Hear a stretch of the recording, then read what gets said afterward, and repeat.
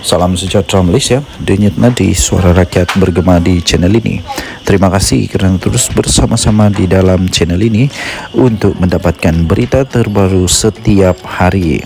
Bagi anda yang pertama kali berada dalam channel ini, sila pastikan untuk anda menekan butang subscribe, like dan share. Tekan juga tombol notifikasi untuk mendapatkan berita terbaru setiap hari. Denyut nadi suara rakyat bergema di channel ini, berita bermula sebentar lagi. Salam sejahtera Malaysia. Denyut nadi suara rakyat bergema di channel ini. Ura-ura terbaru, kabar angin terbaru yang sekarang berlegar di seluruh Malaysia. Dinafikan pun susah mau tutup. Bangkai gajah macam mana mau tutup dengan daun nipah, mana boleh. Akhirnya kalau bukan ekornya kelihatan, akhirnya baunya keluar juga. Akhirnya ketahuan dan kantoi juga, terciduk juga lama-lama. Tapi ura-ura berita kabar angin sekarang ini mengatakan hubungan Hadi dan Muhyiddin adalah dingin. Wow, betulkah? Betulkah? Hubungan Presiden Bersatu Muhyiddin Yassin dan Presiden PAS iaitu Tan Sri Abdul Hadi Awang dikatakan dingin. Itu menurut sumber sekaligus mencetuskan pelbagai spekulasi mengenai kelangsungan Perikatan Nasional PN yang digagaskan oleh dua parti itu. Sumber itu berkata hubungan dingin di antara lain berkait dengan kegagalan PAS menampilkan Presiden Ahmad Samsuri Mokhtar sebagai calon Perdana Menteri selepas Muhyiddin tidak meneruskan hasrat berundur pada pemilihan parti tahun ini. Menurut sumber, pusingan U-turn Muhyiddin Yassin itu dilihat sebagai tekad ahli Parlimen Paguh itu untuk kekal menerusi PN dan seterusnya boleh dilantik semula sebagai Perdana Menteri kali kedua jika gabungan itu menang pada PRN16. Dikatakan selepas Muhyiddin Yassin iaitu telah mengumumkan mengundur, PAS mahu Dr. Sam iaitu Ahmad Samsuri sebagai calon PM, tetapi terbantut selepas pusingan U Muhyiddin.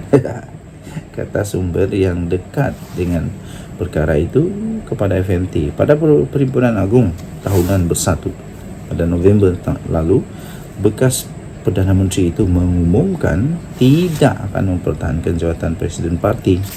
Tetapi mengejutkan sekali, tidak pun sampai 24 jam beliau telah mengubah pendirian semula selepas diyakinkan oleh istrinya iaitu Noraini Abdul Rahman untuk tidak mengecewakan ahli yang memerlukannya. Oh, hebat. Ini hebat drama.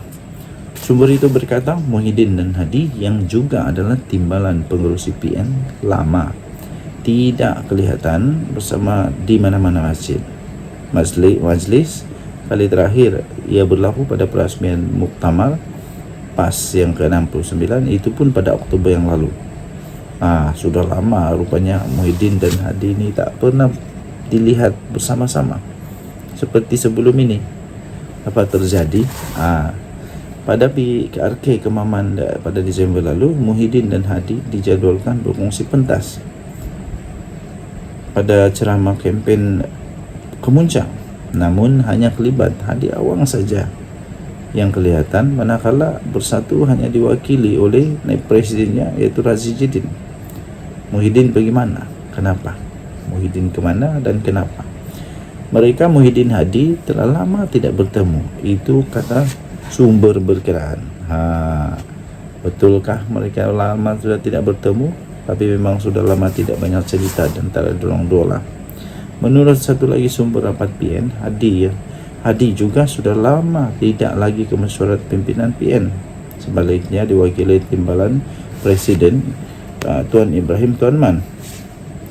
Walaupun ketidakhadiran Hadi itu tidak mengganggu perjalanan komponen PN, namun yang memberi mesej mengenai hubungan mereka, kata sumber itu.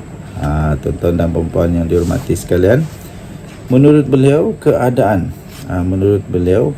itu mirip dengan situasi Mufakat Nasional dulu yang diasaskan juga oleh UMNO PAS. Apabila Hadi tidak lagi menghadiri mesyuarat, sebaliknya mewakilkan Tuan Ibrahim, susulan hubungan yang semakin renggang antara dua parti tersebut. MN mati langkah apabila dua parti itu telah berbala susulan keengganan UMNO untuk menerima penyertaan bersatu dalam gagasan itu. MN mula runtuh bila Hadi tidak lagi datang mesyuarat. Semua wakil kepada Tuan Ibrahim, beliau dan Presiden UMNO iaitu pada ketika itu Zahid Hamidi sampai sekarang lah pun dah tak lama jumpa waktu itu menjelang penubuhan PN, kata sumber itu. Menurut beliau sudah ada tanda-tanda keadaan itu bakal berulang lagi dalam konteks hubungan Hadi Muhyiddin dalam masa depan PN sendiri. Jika PN berkubur seperti MN, sumber itu berkata hala tuju Hadi sememangnya boleh memberi kesan besar kepada politik dan pentadbiran pada masa depan dengan PAS memiliki kerusi parlimen tertinggi iaitu 43 diikuti DAP 40 kerusi. Sekarang tak tahu ke mana Hadi nak bawa PAS selepas makin renggang dengan PN. Bagi sekutu PM10 pula, Anwar Ibrahim, ini peluang sebab itu adalah titik lemah dalam PN, katanya. Menurut sumber itu, kalangan dalam PAS juga melihat Bersatu semakin lemah dengan tindakan ada 6 ahli parlimennya yang sudah pun menyokong Datuk Seri Anwar Ibrahim. Untuk rekod, PAS mempunyai 43 kerusi parlimen pada PRU15 berbanding hanya 30 oleh Bersatu, dan sekarang bila sudah ada 6 tinggal 24 lah yang masih lagi menyokong Muhyiddin Yassin. PAS juga berjaya mengekalkan tadbiran di Kedah, Kelantan dan Terengganu selain merampas Perlis. Wah, sudah lama Perlis bersama dengan UMNO daripada BN, tapi akhirnya PAS berjaya merampas Perlis daripada BN dan menjadi pemerintah di sana sekarang. Selain PAS dan Bersatu, PN turut dianggotai oleh gerakan yang gagal menang sebarang kerusi parlimen pada PR15, namun berjaya untuk mendapat 1 kerusi DUN di negeri Kedah pada PRN Ogos lalu. Wow, hebat juga, ada kemenangan. Sekurang-kurangnya ada kemenangan daripada Atok Muhyiddin, Atok Mahathir, 1 pun tidak. Semua hilang di posisi. Kesian.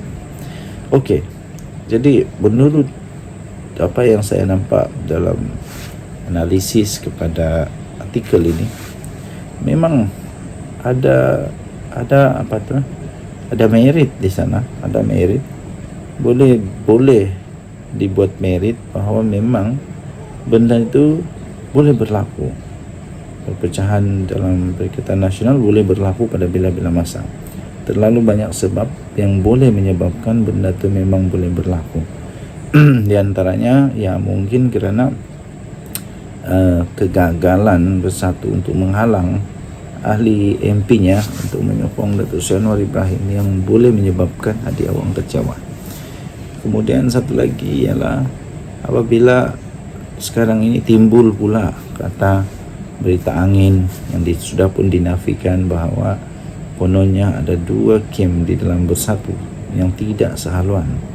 Jadi itu memang betul boleh menjadi sebab dan punca sekiranya memang benar Perikatan Nasional ada masalah, terutama apabila bos-bos ada masalah secara tidak langsung.